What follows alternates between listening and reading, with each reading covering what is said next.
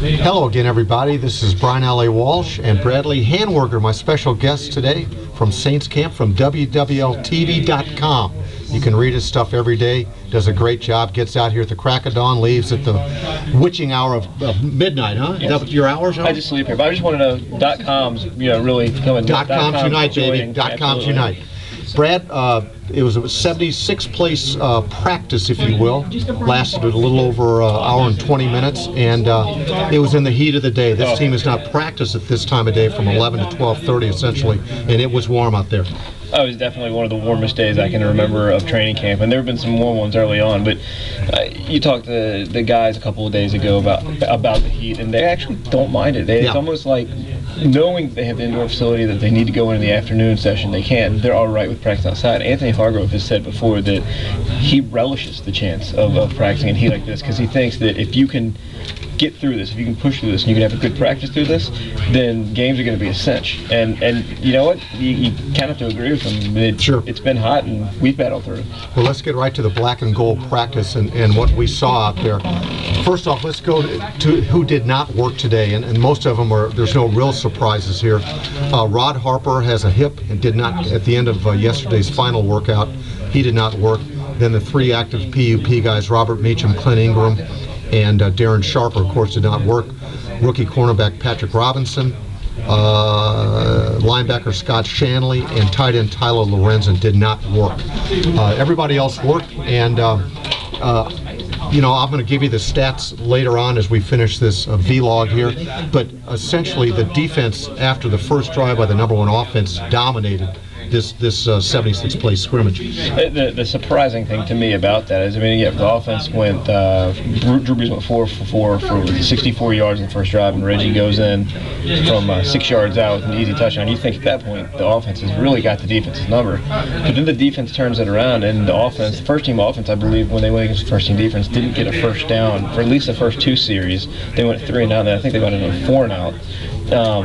But the amazing thing is, you talked to Jonathan Philma afterwards, he said they didn't make adjustments. This was just base today. So if they're stopping this offense with just their base defense and not a lot of adjustments, I think that bodes well.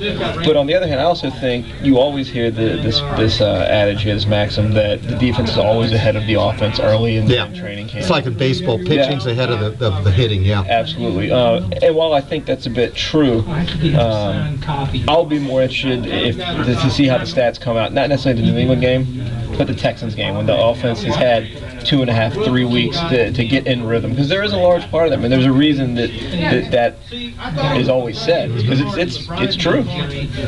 Yeah, let me give you some quick stats real quick here. The only touchdown, Reggie Bush scored the only touchdown on a 6-yard run up the gut, if I remember. I don't think he was touched, and that culminated the first drive. Here's some quick stats. Drew was 6 of 16 for 110. Patrick Ramsey, with the #2 unit primarily, was 9 of 16 for 72 yards.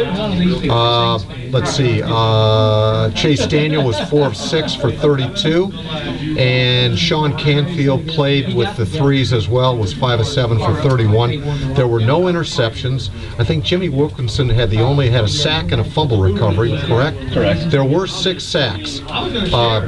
Alex Brown had 1, Will Smith had 1, Junior Gillette had 1, Troy Evans had 1, Jimmy Wilkinson had 1, as I said, and Lee Torrance ended the 76-play workout with a sack as well. Big receivers were Marcus Colson, 4 catches for 60, 50, 58, 71 yards, it looks like. David Thomas had 2 for 40.